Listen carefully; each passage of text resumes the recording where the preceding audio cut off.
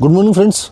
आज हम बात करेंगे एसटीटी हाइक और जो हमारे बिजनेसेस हैं फाइनेंशियल मार्केट के, जैसे ग्रो हो गया, मोतीलाल ओसवाल हो गया, एंजल वन हो गया और बाकी सब एमसीएक्स करके सब। तो लोग जो ट्रेडिंग कर रहे हैं ना, तो गवर्नमेंट सोच रही है एसटीटी हाइक से हम डिस्करेज कर रहे हैं ट्रेडिंग को, बट ऐसा कुछ है नहीं।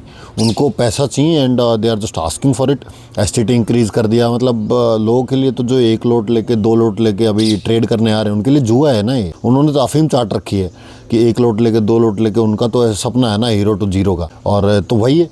और इससे मतलब ऐसा कुछ अगर आपको एफ&ओ में डिक्रीज़ करवाना है तो ये टीवी चैनल्स में बंद करवा दो, जो रात दिन ऐसा ये टारगेट वो टारगेट, यहाँ से ले लो वो ले लो।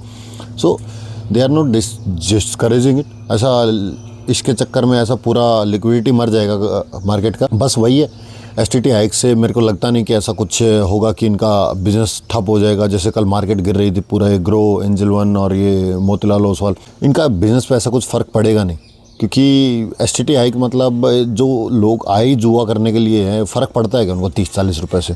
सो विल सी कि जितना मार्केट गिरा था और स्पेशली इनमें वो उड़ जाएगा। और बजट तो मतलब ऐसा कुछ खास था नहीं, मतलब बजट आया गया, नथिंग, कुछ भी खास नहीं था बजट में। नो वन टॉक्स अबाउट कि ऐसा कॉर्पोरेट टैक्स का क्या है, इकोनॉमी ठप पड़ी है उसका क्या है। समझो 8-9% का मैंने कहीं पढ़ा कि जो गवर्नमेंट डेटा देती है उसका नहीं, जो 8-9% के आसपास या 10% के आसपास हमारा नॉमिनल जीडीपी ग्रोथ है, तो उसमें से अगर हम मान के चलें कि कम से कम 6.5-7%, 6% इन्फ्लेशन है, तो कितना बचा? रियल जीडीपी ग्रोथ 3-3.5% है।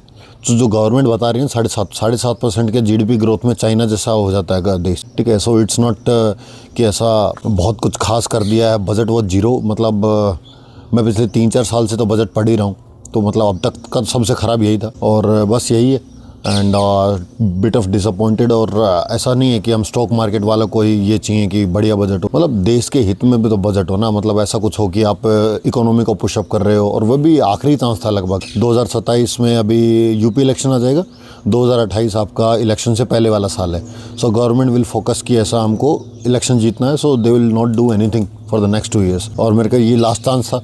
सो आई वॉज होपिंग कि कुछ होगा, something to do with corporate tax का के लिए कुछ होगा, या फिर एमएसएमई लेंडिंग जो है उसके लिए होगा, या फिर जो हम पैसा उठा रहे हैं उसके लिए कुछ होगा। मतलब गवर्नमेंट का जीडीपी टू डेब्ट टू रेशियो लाइक 55 और 56% हो गया है, और उसके अनुसार वो नहीं बढ़ रहा है हमारा पर कैपिटा इनकम।